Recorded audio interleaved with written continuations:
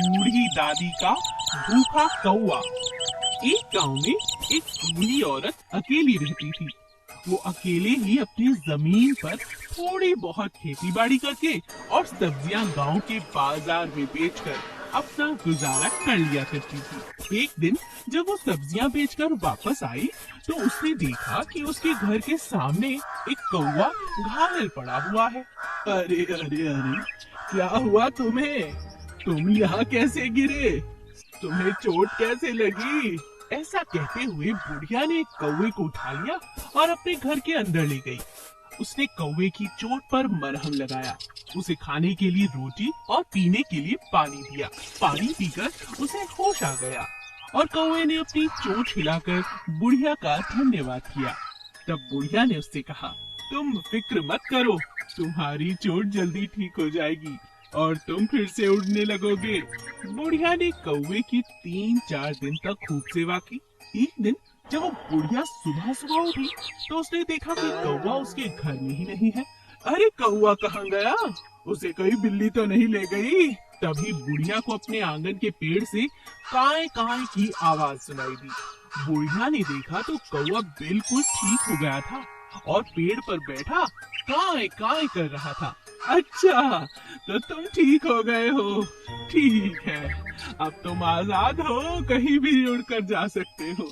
जब बुढ़िया ने ऐसा कहा तो कौवा उड़कर उसके सामने बैठ गया और कहने लगा, नहीं नहीं अम्मा, मैं कहीं नहीं जाऊंगा, मैं आपके पास ही रहूंगा। अरे क्या तू बोल सकता है?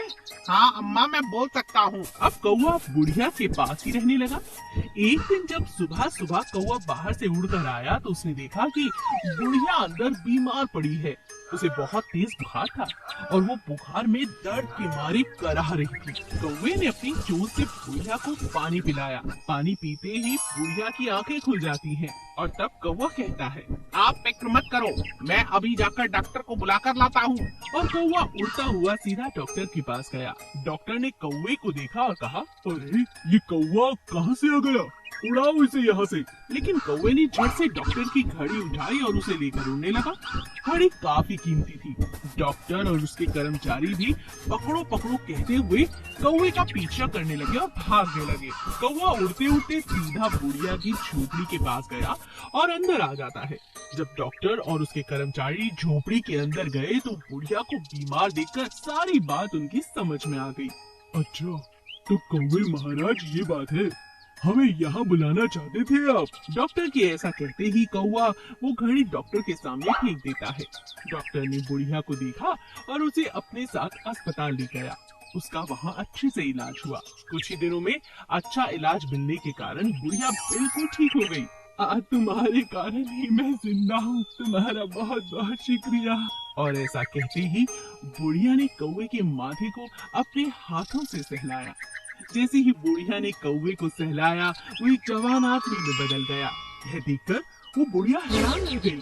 अम्मा, मुझे एक ऋषि ने श्राप दिया था और कौवे में बदल डाला था और कहा था कि मेरे द्वारा एक भला काम होने पर जब कोई मेरे सर को सहलाएगा तो मैं अपनी असली रूप में आ जाऊंगा। आज से तुम ही मेरी माँ हो और मैं तुम्हारा बेटा। और इस तरह बुढ़िया अकेली नहीं थी, उसके पास एक बेटा था और जादुई कौवे को श्राप से मुक्ति मिल गई थी और वो बुढ़िया के साथ साथ अब आगे के लिए हमेशा खुश रहने लगा था।